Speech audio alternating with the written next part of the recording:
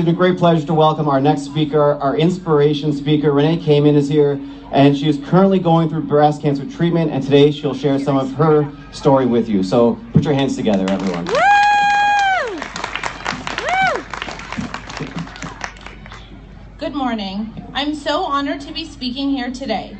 My name is Renee Kamen, and 7 months ago, on March 13th, 2015, I was diagnosed with breast cancer.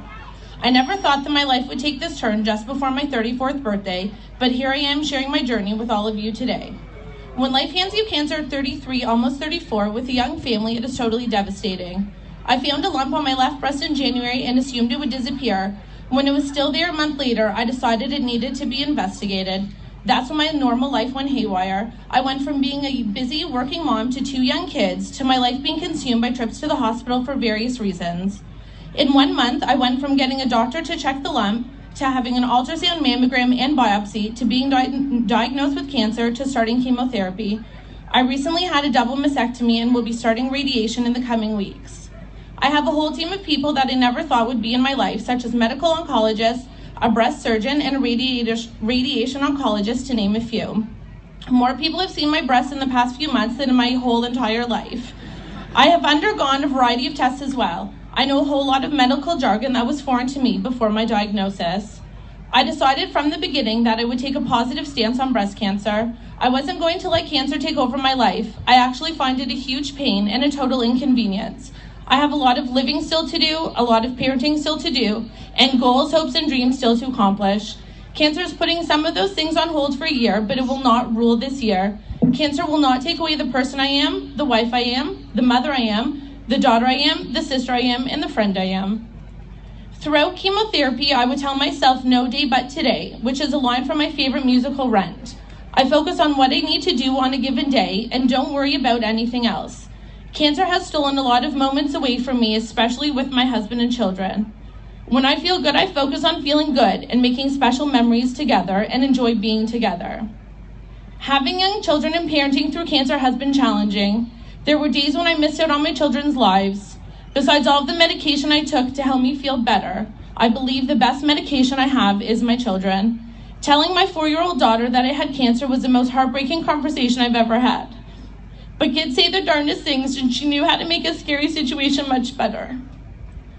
When I told her that mommy had a boo-boo in my breast called cancer, she immediately asked if it was going to get cut out. When I would come home from my chemo treatment, she understood that I couldn't play, and then she would come and cuddle with me in bed. Both of my kids surpassed my expectations of them during this time. When I started losing my hair, I was devastated, but I got an awesome wig and a cute little beanie, so I looked like myself pre-cancer diagnosis. The upside to losing your hair just before the summer is that I saved a lot of money on waxing services. I've also mastered a 2-minute shower.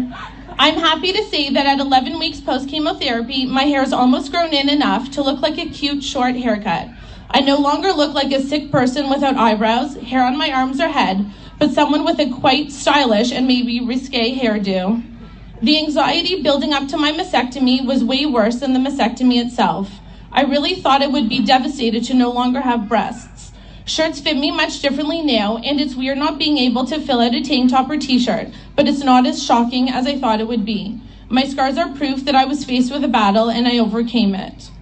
They say it takes a village to raise a child, but it's that village who came running when I told them about my diagnosis. This village has offered me and my family invaluable support thus far. I've been so lucky to be on the receiving end of messages, emails, texts, phone calls, snail mail, packages, flowers, food, company, and most importantly, support. The support and outpouring of love has helped to keep my attitude and spirit going in a positive direction. After each round of chemotherapy and surgery, my friends and family and acquaintances organized a meal train so that we would have meals every night and one less thing to worry about. We have received amazing support from other organizations to help with childcare and making sure my children are cared for when I don't feel well. I have been given coloring books and crayons from friends to make sure that when I have me time, I can relax and be creative. These are just a few examples of how those around me have supported me in ways I never expected, but appreciate more than they will ever know.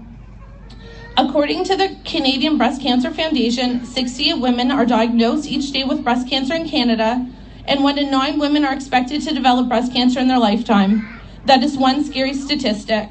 Events like today raise awareness, but most of all, they raise funds to help research. Researchers keep doing all of their fabulous work in hopes of finding a cure or even eradicating this disease. To all of you who are walking today and have raised money, thank you. It is because of you and those walkers before you that I'm able to get the best treatment possible. The care that I've received has been nothing short of amazing. So today, as you are walking or running, think about those funds that you raise as being hope instead of dollar signs. Hope that mothers, daughters, sisters, aunts, cousins, friends, and loved ones won't have to suffer in the face of cancer. There is a saying that when life hands you lemons, you make lemonade. But when life hands you cancer, you kick its ass. And that's exactly what I've done so far and plan to continue doing.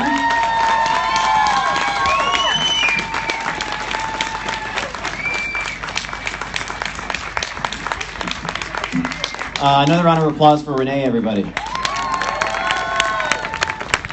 I feel like that was such a mic drop moment there at the end. Like, that was pretty good. Thank you, Renee, for sharing your story. Now, we're going to do something new.